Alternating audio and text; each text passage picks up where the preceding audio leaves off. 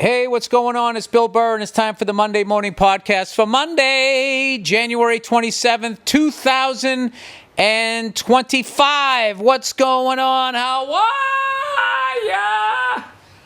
How's it going? How are ya? All right. Well, it is Sunday afternoon, January 26th, when I'm recording this. The fucking Philadelphia Eagles just absolutely mauled the Washington Commanders. Too much for them. Too much defense, too much offense, too much everything. But what a run the Washington Commanders had. You know what's funny is there's all like the white guys I know my age are like, dude, I'll just never be able to call them that name.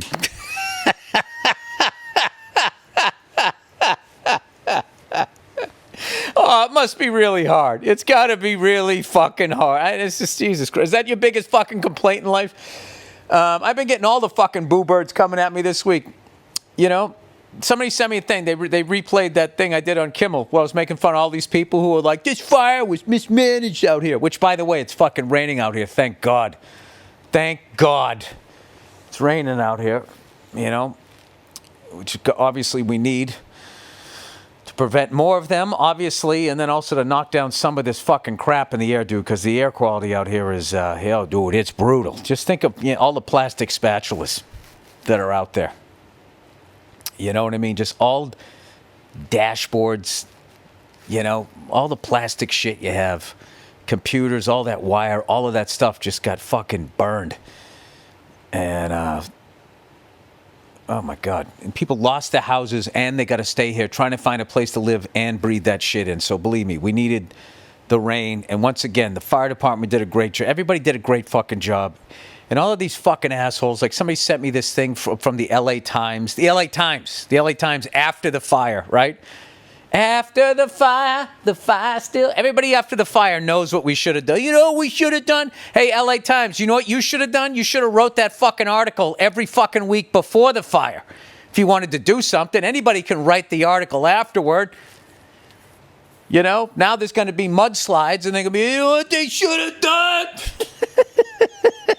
That Monday morning after the disaster, what you should have done. I might be nuts here, but I don't think any politicians can get anything done because the other side won't work with them. They're like, well, we can't have them accomplish something. If they accomplish something, then they're going to look good. And if they look good, then they're going to get elected, and then we don't. And if we're not elected, then how will we accept bribes from corporations and make $200,000 a year but somehow be worth $60 million? Haven't you guys noticed that at all? Like whenever hey, we want to do this project. Immediately, everybody, what's that going to cost? You're going to do that when we still need to do this? And then everybody just yells at each other. All right? Everybody has known for a long time what the fuck was going to happen out here and what needed to be done, but nobody wanted to pay for it. Okay? There's also that. So, like, all of you Monday morning quarterback fire people weighing in about what should have done and what they shouldn't have fucking done. It's just like, it all goes back to the cunts all the way up at the top who don't fucking pay taxes and want to own and control fucking everything and then don't want to pay. And the only thing they want to do is pay off a politician. That's the only thing that they want to pay. And then what happens is regular people fucking suffer. All right? I'm not going to talk about it anymore. I talk about more than my Kansas City Chiefs conspiracy theory. I know. I'm a fucking broken record here. So let's get out of that. All right? The time to have done something was before. It didn't happen. So now we need leaders. We don't need people sitting around pointing fingers. Trying to fucking, I don't know what. What are you trying to win? Blaming. Anyway. I really feel like that's how the world's going to end. When the asteroid's coming, it's just everybody's going, well, these fucking liberals, if they let us build the ray gun, well, that's because the religious right. Boom. That's going to be the end of it. Anyway, so I went out to the desert with two great friends of mine last night, and I went and I saw Johnny Mathis, something I've been meaning to do. Every time I go out to the desert, I see he's performing out there. He's 89 years old. I was like, I got to go fucking see this guy. So me and my two buddies, we go out there. We get a nice steak dinner. They treat us great at the casino and everything. We go in. You know, I was with other like performers and shit, and we were all just laughing, going like, I don't think I've ever seen the front of this casino. And the people were like, dude, you've played here twice. It's like, I've never been here. This is amazing. And just, it's fucking awesome. We were walking around. We went into the sports bar. I watched the Kansas Wildcats game. I taped it. I still haven't. Kansas was like up by 5, and then it was time to go we got an amazing steak dinner. And then we then we went into the showroom. And we sat down, and it was like at least a 20-piece orchestra. Like, I don't know what kind of money Johnny was laying out for these guys, but he had a whole string section, a whole section of horns, big band. The drummer was killer. The musical director, the piano player was amazing. The percussionist, everybody was crushing it. And out comes Johnny Mathis, and I'm sitting there in the friggin', I don't know, 3rd or 4th row. And I couldn't believe it. And then he just launches into, chances are, because I win. I was just, holy shit, it's Johnny Mathis. And he sounded fucking great. And, he's really gracious, just old school class, dressed to the nines, 89 years old. And then like his mic control, all of that old showbiz class. You dress up, you wear a jacket, you look nice. And he came out and he was totally gracious with everybody who was there.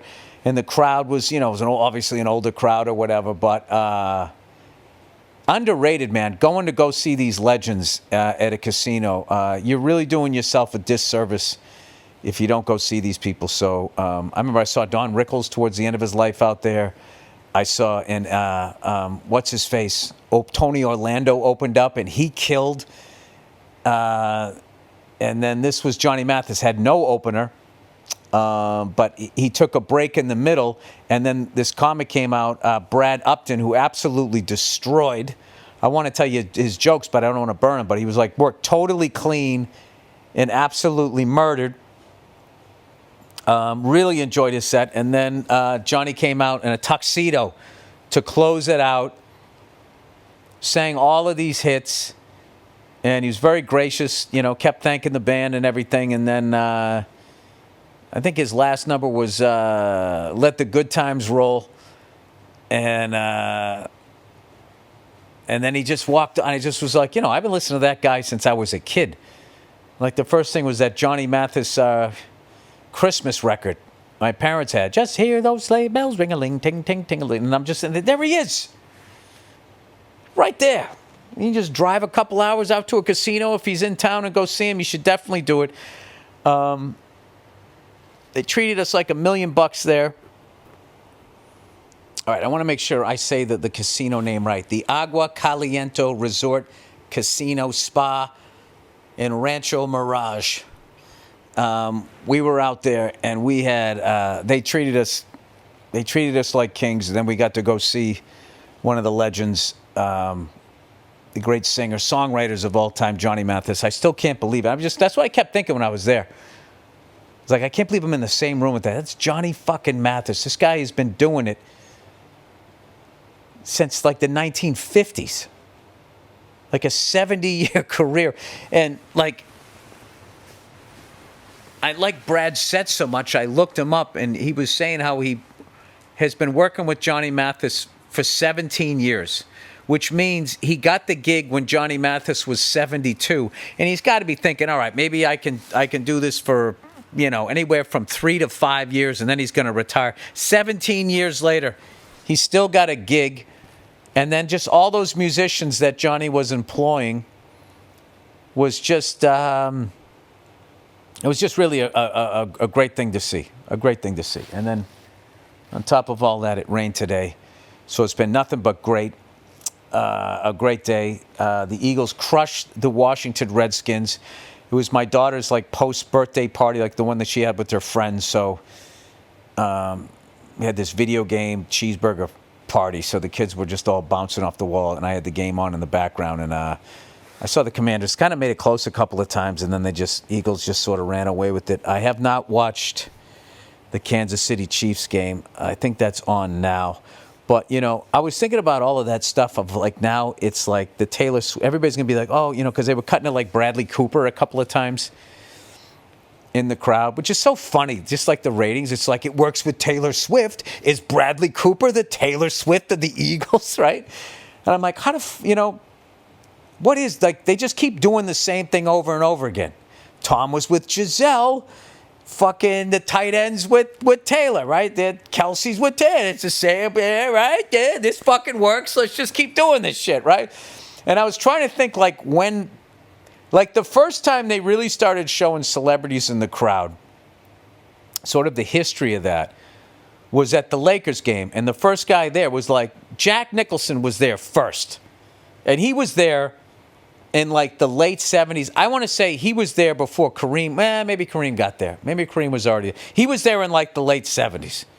And he got courtside seats. And you don't understand. The fucking 1970s, the only fucking people that were in the stands were sports fans. There wasn't even there was no corporate boxes. There was no luxury boxes. There was nothing. It was just a fucking arena full of a bunch of meathead sports fans, right? So if you were at the game, you were there because you wanted to be.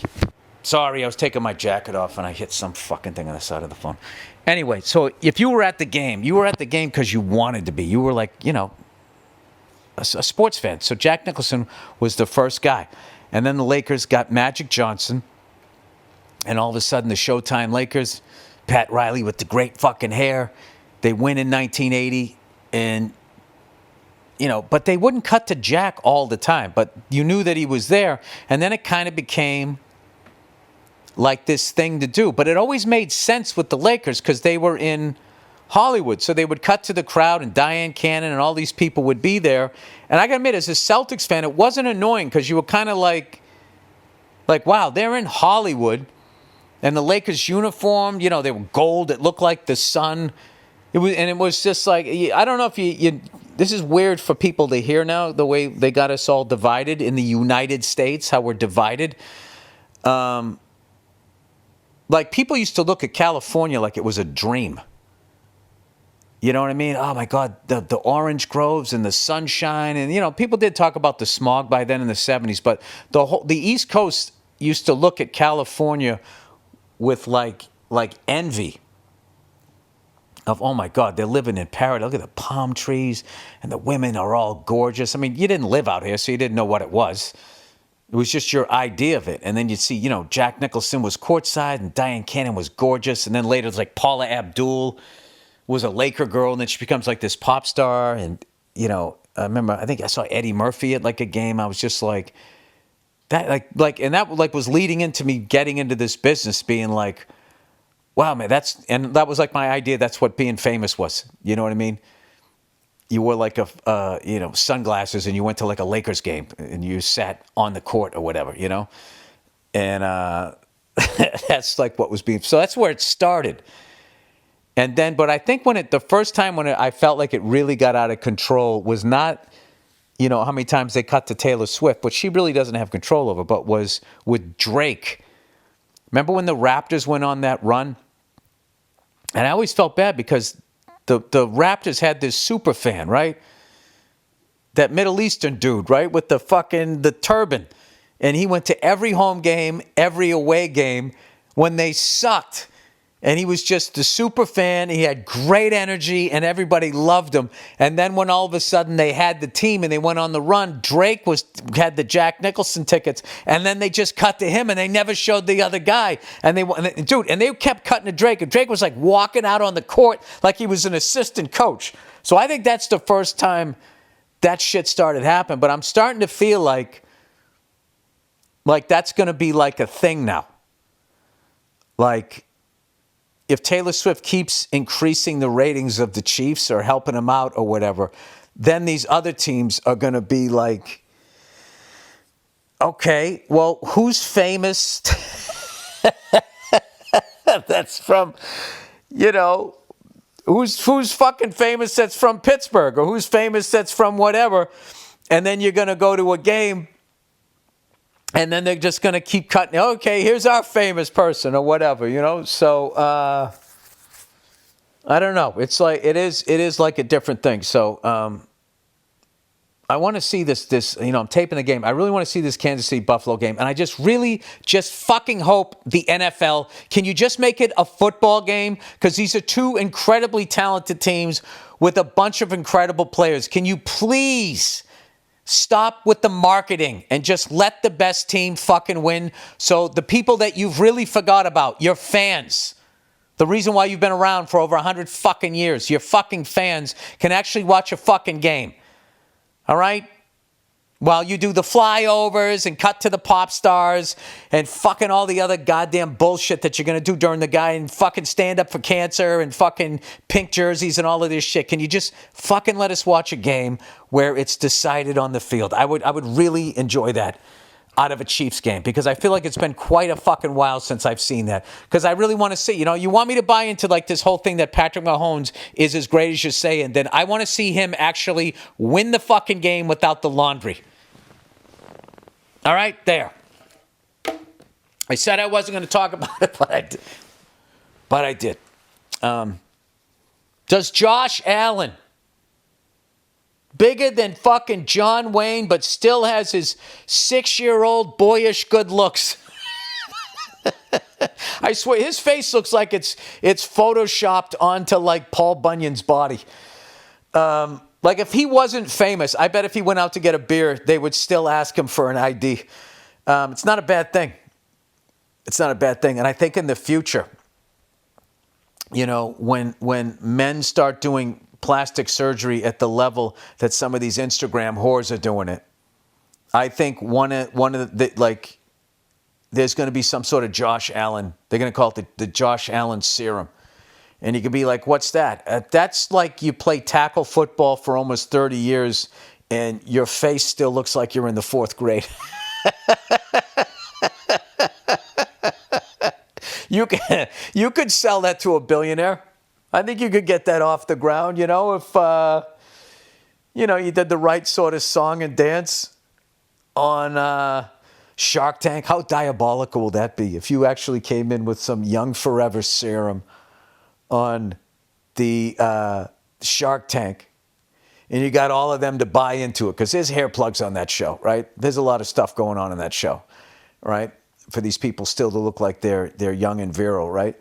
And then they all buy into it, and then you give it to them, and then that's how you take them out Luigi style, And then that becomes like a thing. Right? Regular people taking out CEOs becomes a thing, and the media does nothing to stop it. They just overhype it, the way they did school shootings, the way they didn't give a fuck about our kids as much as they cared about their own fucking ratings, and getting the camera in the fucking devastated parents' faces. They did it the same way, as opposed to towing the company line when a CEO gets whacked. Like if they treated them the way that they treat like fucking regular people. All right, Bill. Do you have anything to talk about? I sold my car. I finally had to sell my Jaguar. I had it almost a little over 8 years. And, it just started being a Jaguar. And I put a whole bunch of fucking money into it. I made sure the person who bought it even did the full tank of gas. I'm one of those people, I got every little fucking bullshit thing fixed because I love that fucking car. And the person that I sold it to was also a Jaguar person, and they loved the car. So I was very happy. I'm like, I can't believe how sad I get and how attached. I get attached to things the same way I get attached to people. It's fucked. You know what I mean? But then when I finally sell the thing, it only bugs me for a couple weeks, and I'm like, it's kind of cool not to have that. I can kind of move on to something else. So I don't know. It was just I learned a lot with that car, and one of the things I've learned from mechanics is whatever time they tell you to change your oil, do it twice as fast. So if you got this synthetic oil and they're like, you only need to change your oil once a fucking year, do it twice a year.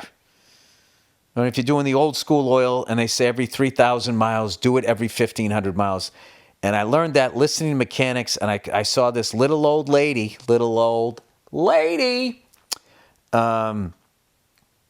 she had a car from the 1950s, and it was still running. And they said, what do you do? She goes, I change the oil every 1,500 miles. That's something I think should be fucking illegal. To tell your own customers who just gave you fucking money, you don't give them the right information on how to maintain what you gave them, so it'll break down twice as fucking fast so you can sell them another one.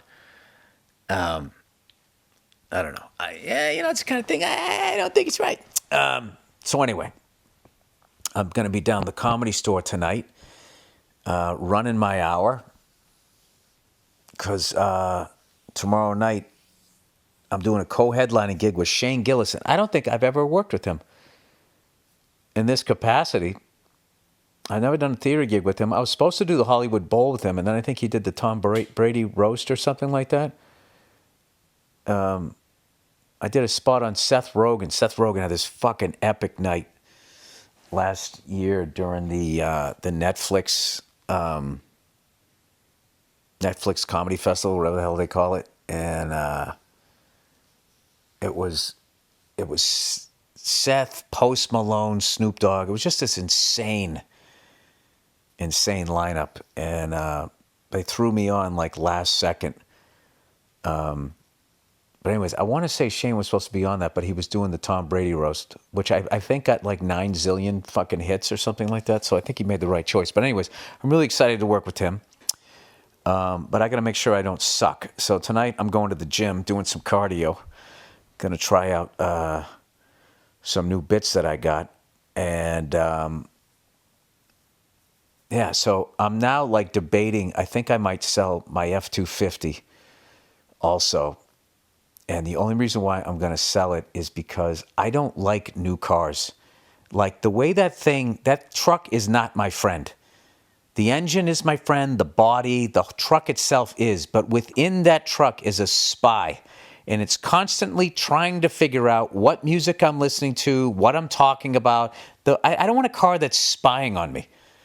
Is that like asking too much? I'm just gonna be driving old cars for the rest of my life. So I found this 1970, oh Jesus, Bill, this 1970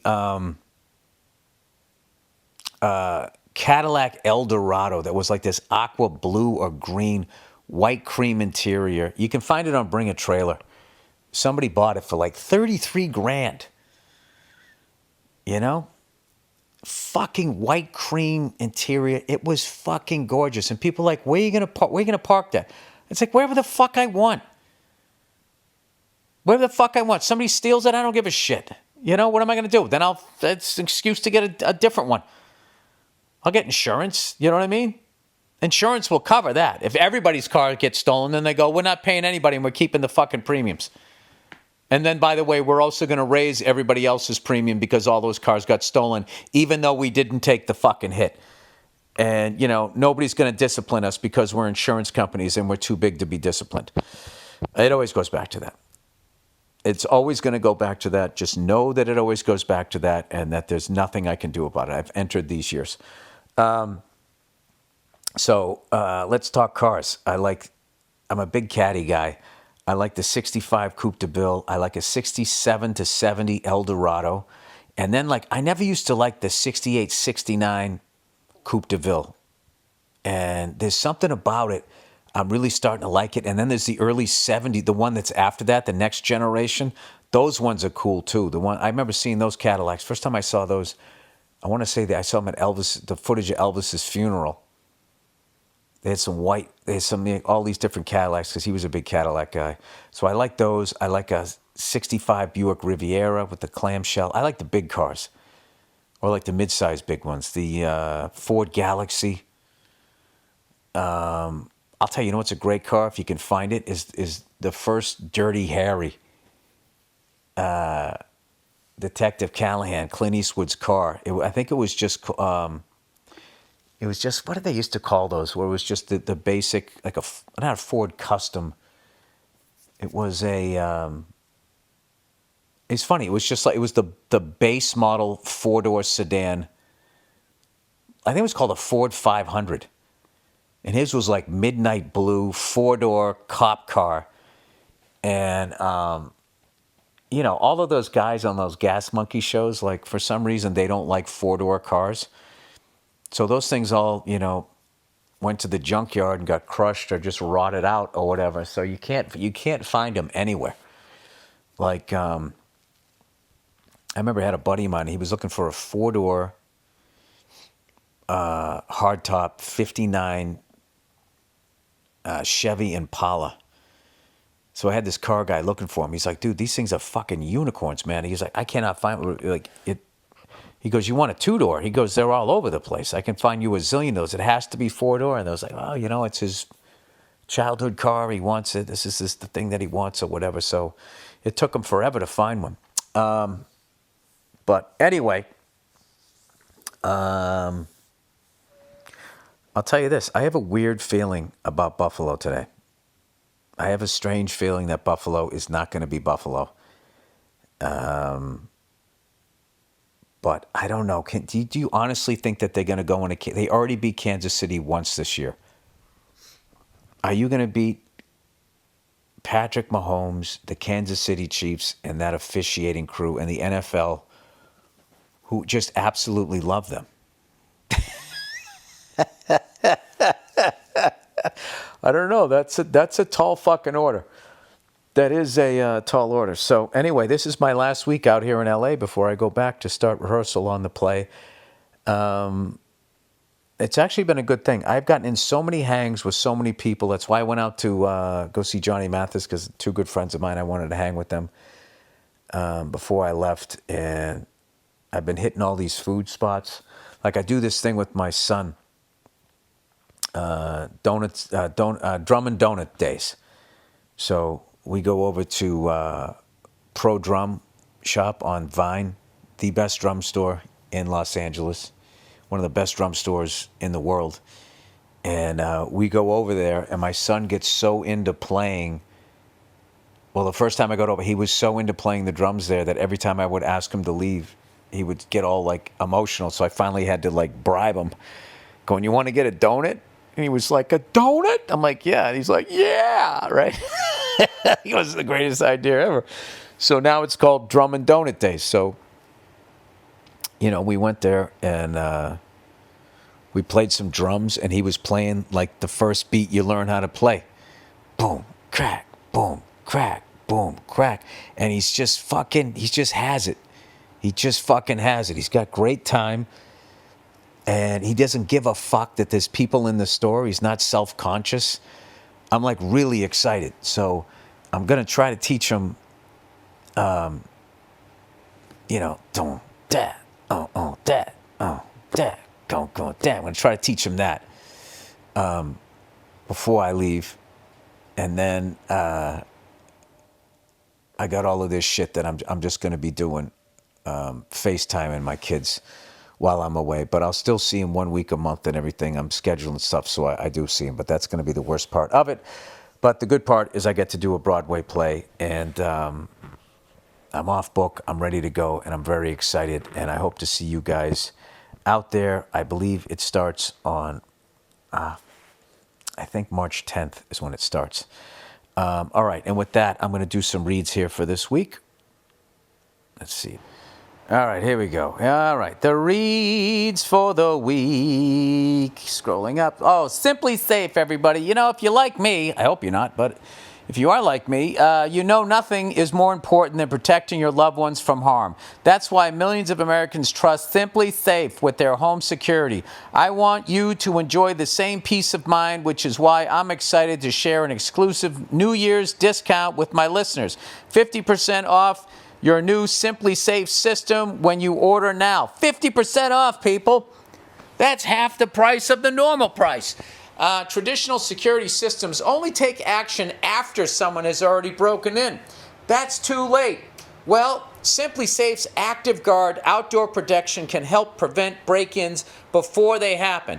AI-powered cameras backed by live professional monitoring agents monitor your property and detect suspicious activity. If someone's lurking around or acting suspiciously, those agents see them and talk to them in real time. Hey!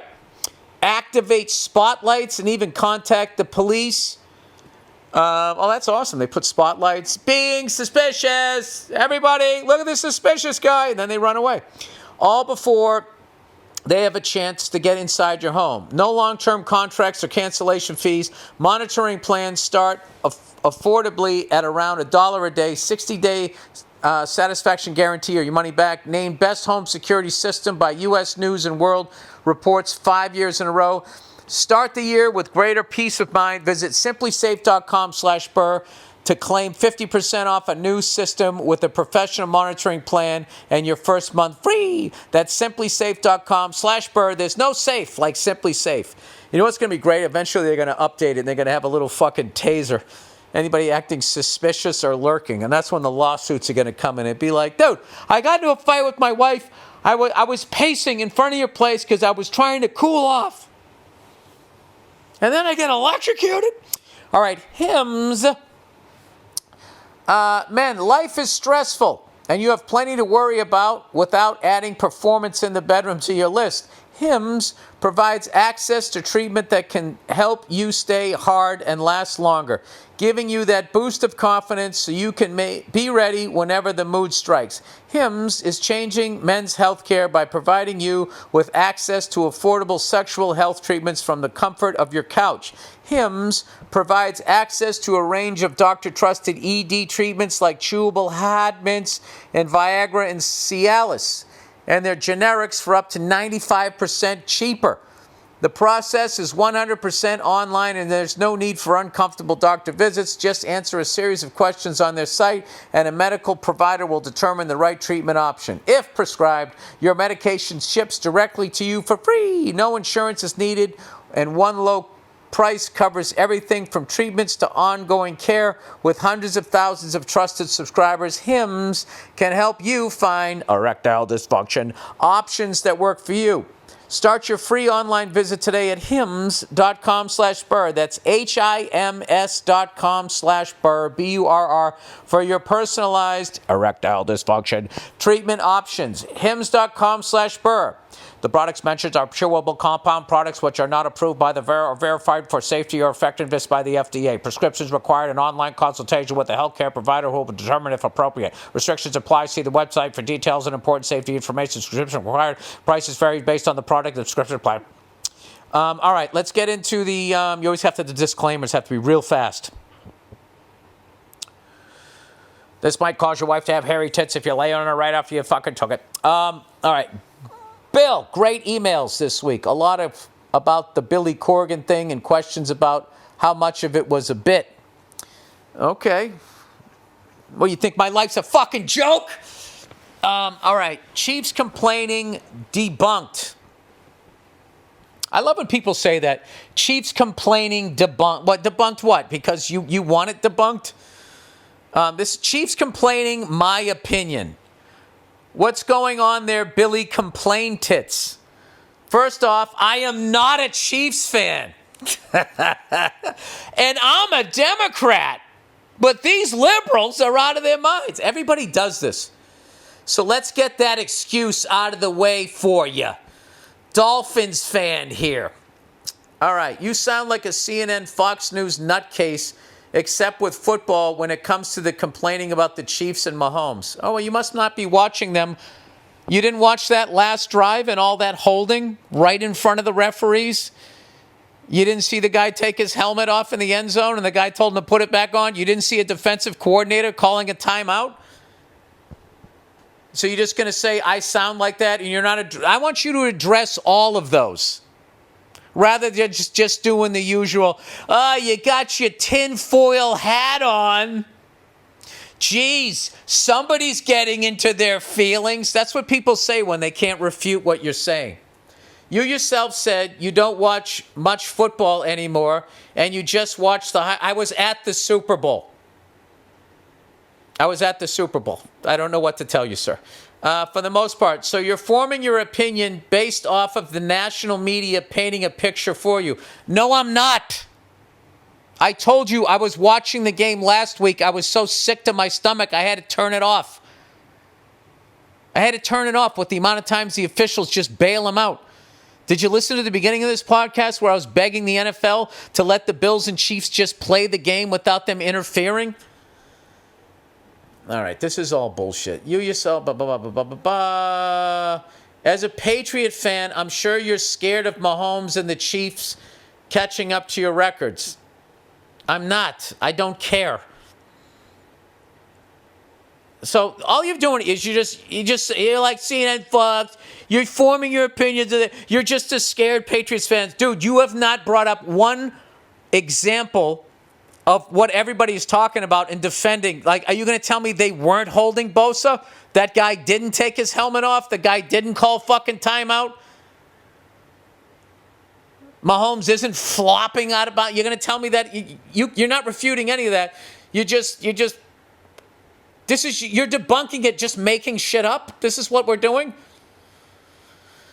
Now to the actual numbers, because math don't lie. That's not true. That isn't true. Math doesn't lie. You can listen to two politicians talk about the same thing. They can pull out numbers that support their arguments on the same issues, and the numbers will tell you the exact opposite thing. I don't give a fuck. You find the shittiest college out there, and they'll somehow work the numbers where they're somehow number one in something, and that's why you should go to the school. It doesn't have an opinion. It's just right or wrong. Oh, and let me guess, the way that you're doing these numbers agrees with you. In 17 regular season games, the Chiefs has been penalized 94 times for 829 yards for an average of 5.5 penalties for 49.7 yards per game, while the teams they have played against were penalized. Dude, okay, you pick some numbers that are going to support your argument. All right? I watched Trey Wingo pull out some numbers going like, in crucial situations in a football game. Okay, he started that vague. He goes, when it came down to it, he goes, Tom Brady was 46%. And all he said was the percentage. He didn't say the numbers. Like 46% out of what? How many times out of how many times? Then he goes to Drew Brees. Drew Brees was 50%. He was 3 out of 6. And he ignores Tom Brady's because Tom Brady's numbers are all through the fucking roof. The guy went to the AFC Championship like 58 fucking times. Anybody can bat 500 in fucking baseball if you're fucking looking at 20 at-bats. You got to go 10 out of 20. If you're hot, you can do it. Do it for a whole fucking season. So Trey Wingo moves these numbers around, and then of course he lands on Patrick Mahomes. He's like, Patrick Mahomes is 7 for fucking 7, and it's like 7 for 7. He lost the Super Bowl. So you're deciding how this fucking got, like, what is the important thing? Like, this is what I don't like about your numbers, sir, is your mind is already made up before you give these numbers. While you're accusing me of doing the same thing, you're going to do it to me and be like, see, the numbers don't fucking lie. Guess what, buddy? The film doesn't lie. So fuck you. I'm not reading this shit. Fuck you. I get it. You like fucking Patrick Mahomes. I like it. Okay? I get it. I get it. He was immediately sold to me as this is going to be the greatest fucking quarterback you've ever fucking seen. And I got to be honest with you, I've been watching football for 50 years. He's not the greatest quarterback I've ever seen. He's the most successful in 28 by being the age of 28. I'll give him that, but it's not the same fucking game. It's not the same fucking game. Okay, the game I was watching, you could beat the fuck out of the quarterback and you couldn't, the owners weren't involved in gambling in Las Vegas. It's changed a little bit. Baseball has changed a little bit. You couldn't be roided out of your fucking mind for 10 years. Right? You had to eat coffee beans and have a sarsaparilla. It's everything has changed. Listen, can we just agree to disagree? Okay?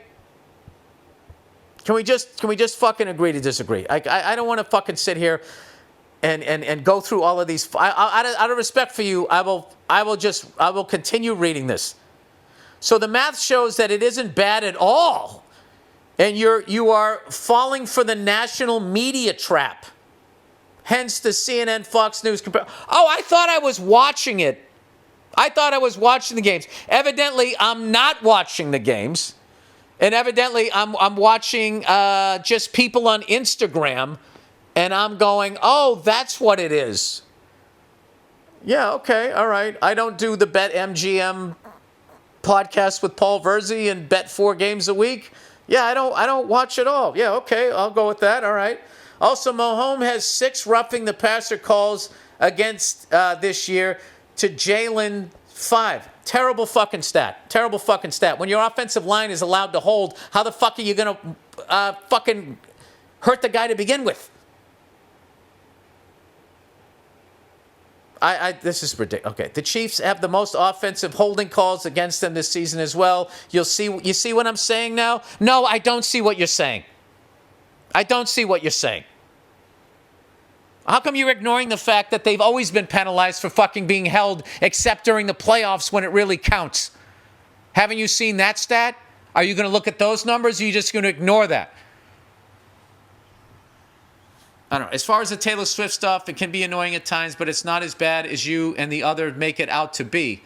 Yes, according to you. Most NFL game broadcasts are 3 hours and 3 minutes and 15 or so. She might have a total of 3 to 4 minutes a game, so please just stop complaining about this. Watch the game when you can and form your own opinion. Oh my God, this guy's reprimanding me. I'm a big fan of you, so don't go too hard on me, LOL. Looking forward to seeing you soon. Buddy, I'm watching the fucking game. Okay? And I've always bitched about things that I don't like in the game.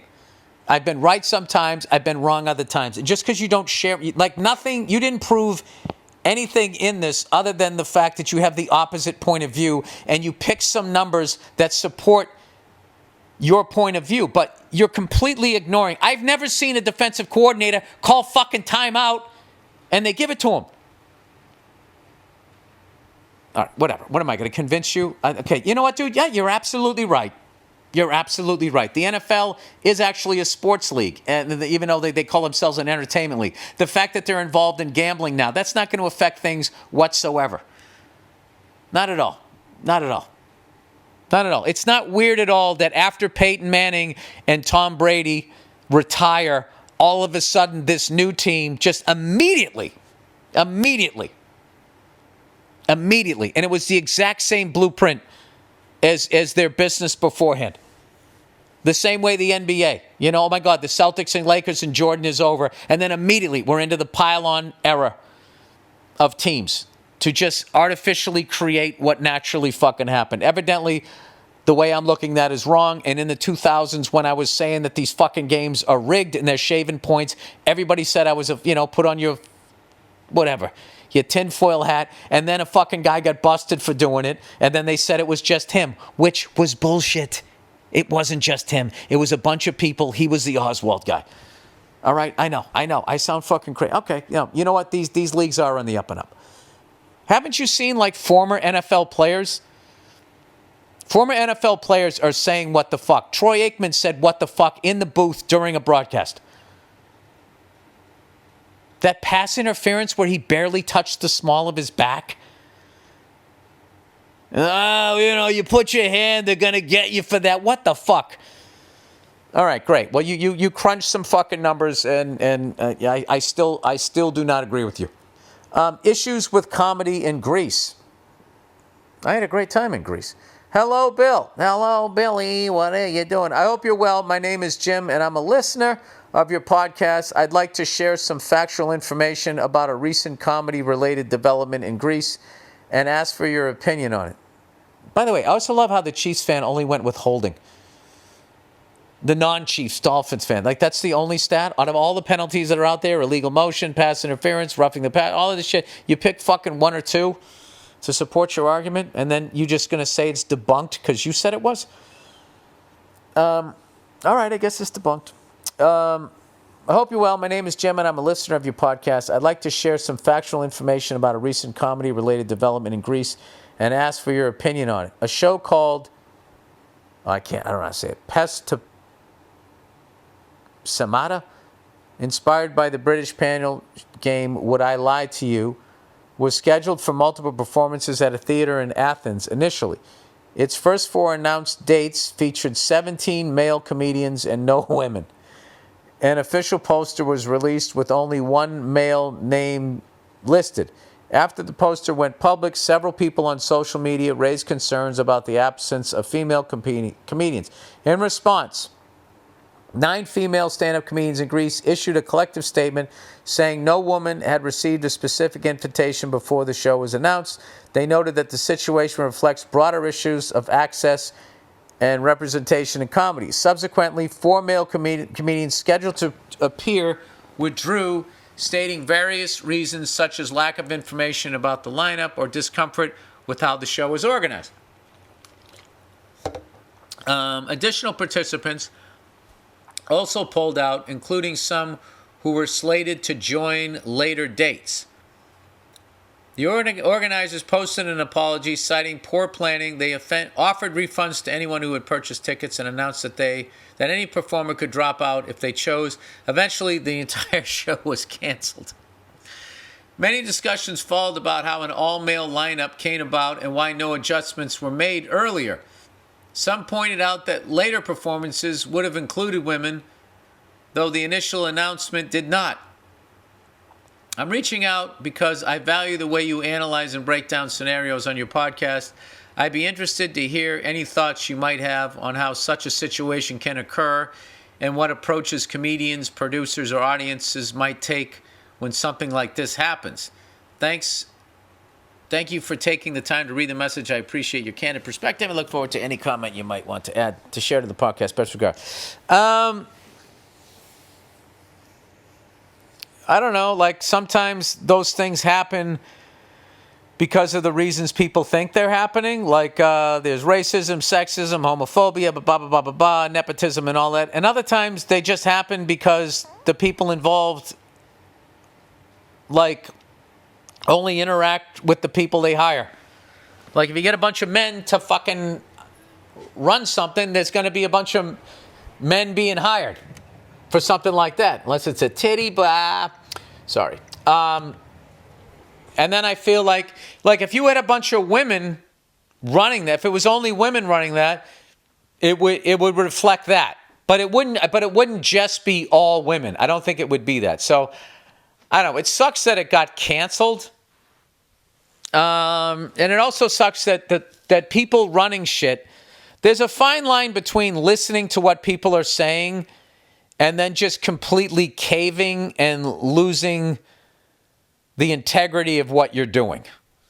So that's sort of the balance. Like obviously, if you're putting something together, you want to, try to include everybody. It all depends on what the fuck you're doing, right? What it's going to look like, but you should do that. But I don't understand. It seems like in the end, the people that were doing it were like, I don't think there's any fucking way we're going to make everybody happy. Just fuck this. Let's just do something else or start over somewhere else. But I don't know where you guys are at socially over there. I mean, you are Greece. Isn't that where democracy started? So I'm a little surprised that, you know what? I'm not surprised. I had literally no opinion of it. I had no idea how shit was running over there. So, I don't know. I will say it's a hard fucking thing. I don't know. It's a difficult thing because when it comes to writing, they always say write what you know. So then you write what you know and then it looks like you. So then as a white guy, it's like, what's this fucking white guy shit? It's like, I'm a white guy. I write white guy shit. I don't know what the fuck to tell you. What am I supposed to write non-white guy shit? Then I go, well, who the fuck are you to speak for the fucking da-da-da, right? Then you get that. So the reality is, though, none of this shit would be happening if the world was fair, but it isn't. And it's never going to be fair. If you just had women run it, that's what it would look like. It would look like their bullshit. And then, Jesus Christ, look how women run a fucking relationship. Look at the power dynamic the average married man has. And women consider that fair. So they're not fair people either. So, but outside the house, for the most part, men are running shit. So I guess you have to be more aware of that stuff. I mean, it's kind of vague. I don't know what the comedy thing was, but I just think in the end it sucks that the whole thing fucking went away. It's actually kind of funny too. So I don't know. My opinion on all of that stuff is I always I never tell performers what to do. It's just the only thing I tell them what to do is just go do what you want to do. And don't listen to people, I don't know about that joke. I don't know about that. It's like, dude, if you think it's funny, go out and do it. And then you fucking decide. Okay?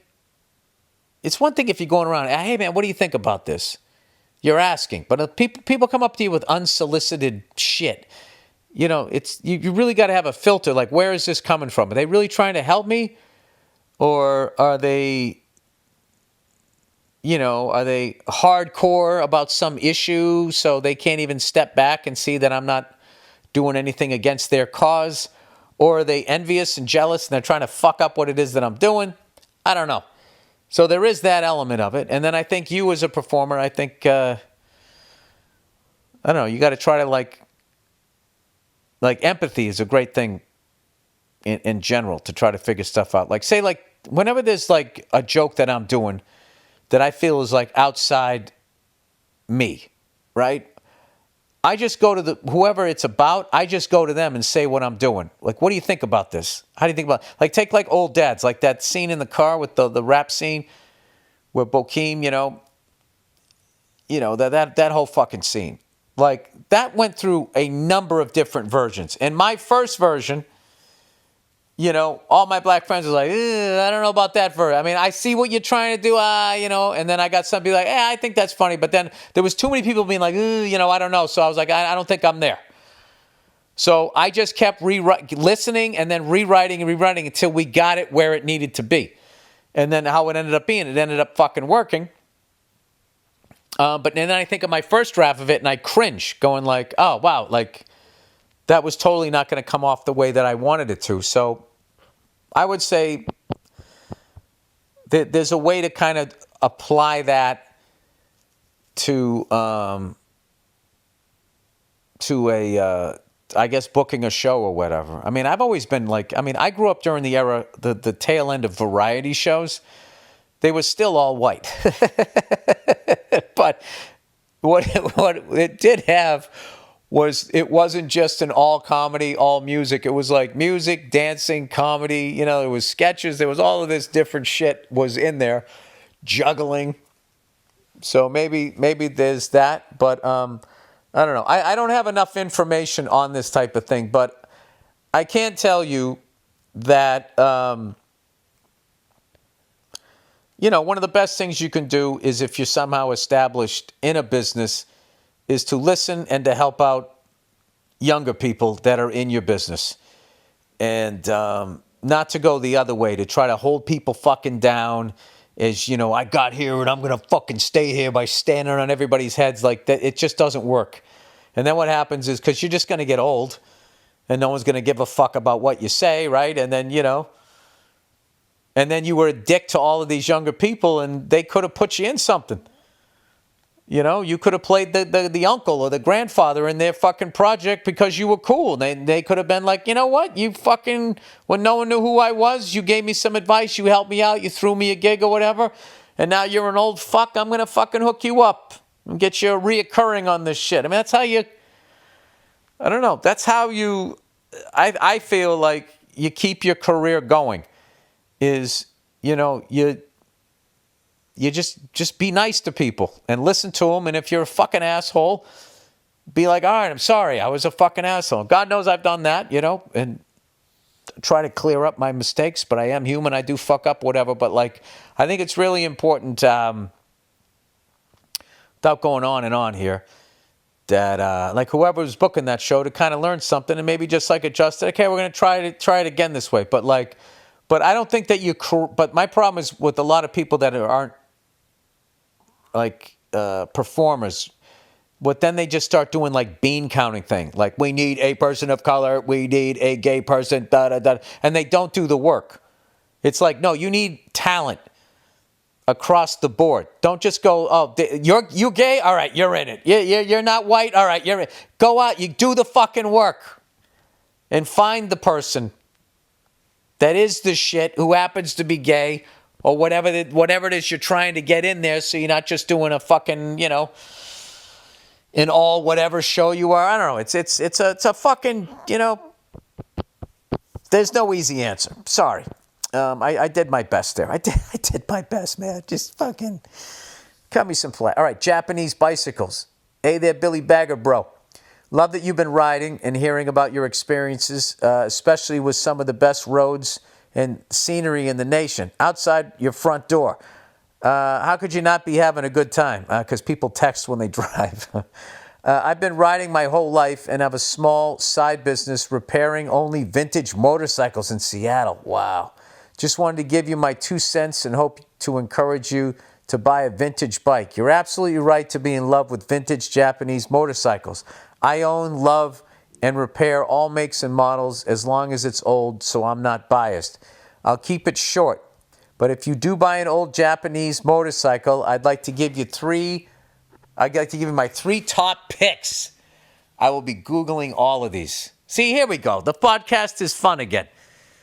I'll shut up about the fires in Kansas City and fucking Taylor Swift. Sorry. I'm like anybody. I can fucking go on and on. Don't fucking act like your wife or girlfriend goes, oh my God, if you bring that up one more time, I'm fucking leaving you. All right? And then I did that thing where I'm being a douche and now I'm saying, you've been a douche too. All right? Let me own it. I've been an asshole. Sorry. I'm gonna do better. All right. A 69 to 78 Honda CB750. This is the bike that changed the game for all bikes. Perfect for around town, but plenty of legs for a freeway cruise. All right, so that was basically the first super bike that got it going. I think that's the one because I remember I've gone down a little bit of a rabbit hole. 73 to 75 Yamaha RD350. How do you remember, by the way, the names of these bikes? It's like fucking memorizing barcodes. Like, who can't remember like a fucking, a Mercury Monarch? Fucking RD350. This is a 2-stroke ripper that was race developed. All of these motorcycle guys love the fucking 2-stroke, which is basically the spark plug fires the piston goes down, comes back up, fires down. Every time the piston comes back up, it fires, as opposed to a 4-stroke, which I guess burns cleaner for the environment.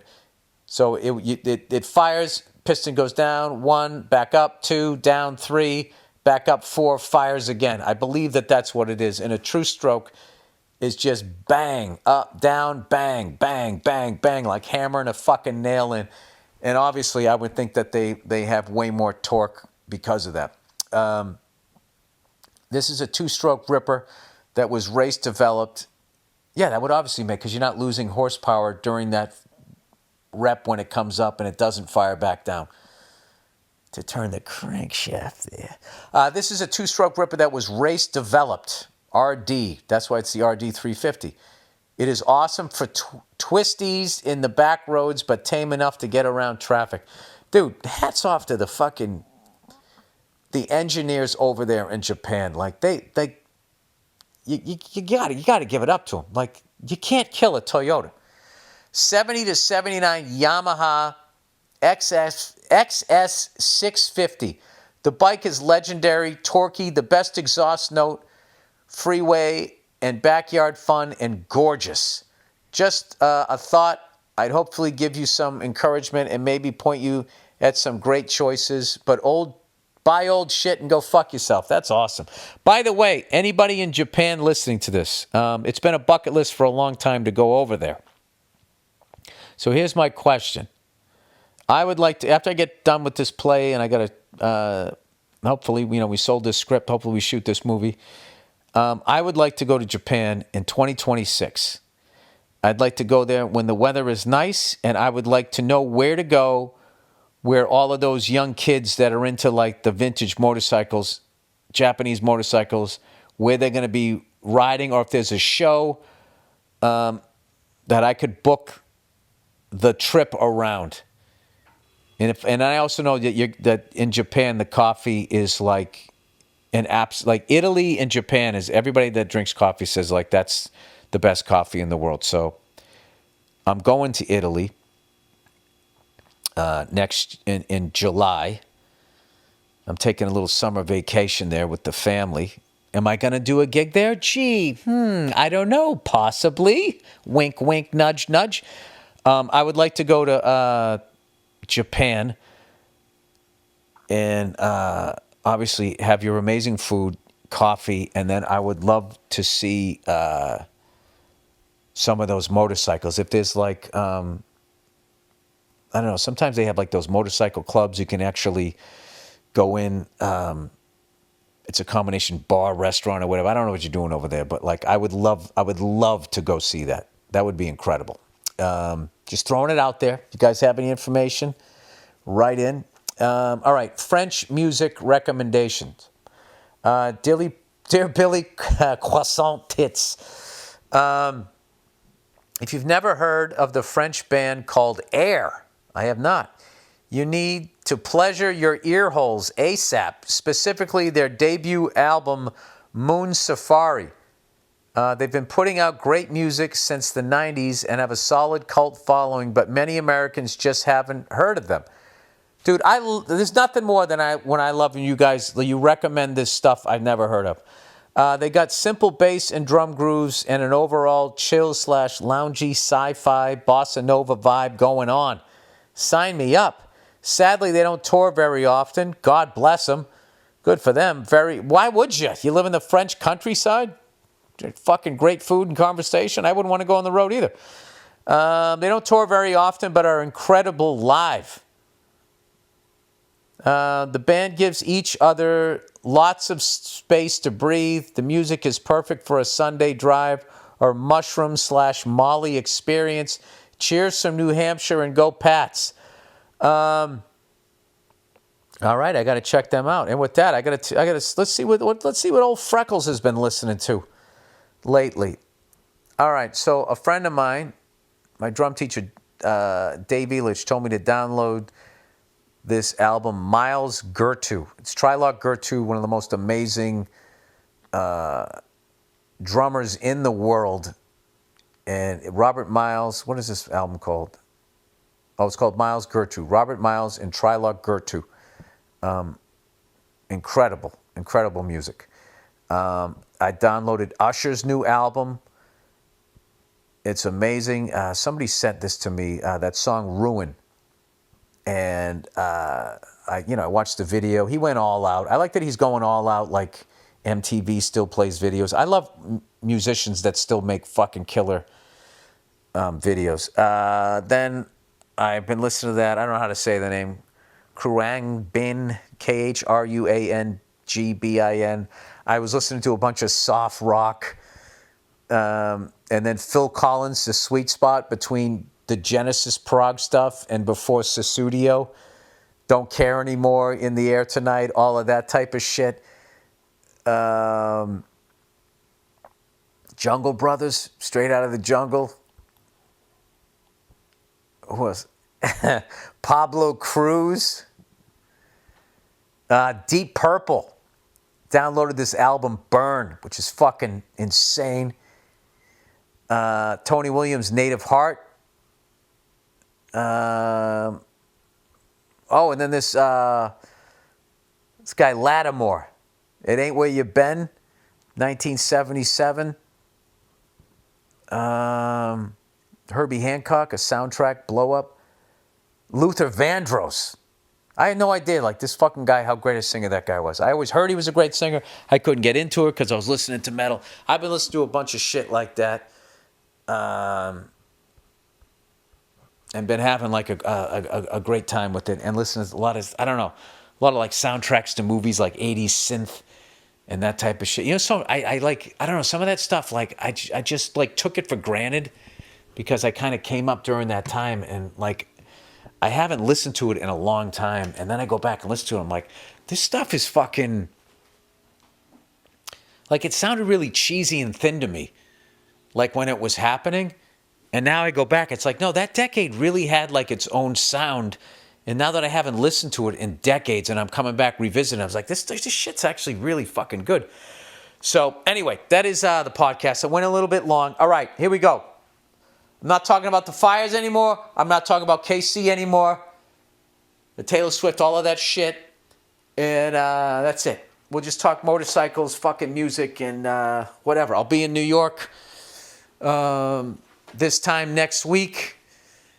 And I don't know, I'll be getting ready to do, it'll be a different thing. But I'm going to be in the clubs a lot, when I can, making sure I keep my act tight. Because when I'm done with this run, I got to do...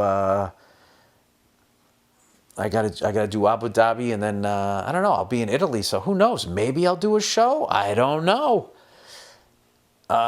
Could be awesome. All right, that's it. All right, if I've been pissing you off about that shit, I'm sorry. Whatever. I get lost in my shit too. All right, sorry, and go fuck yourselves. I'll see you on Thursday.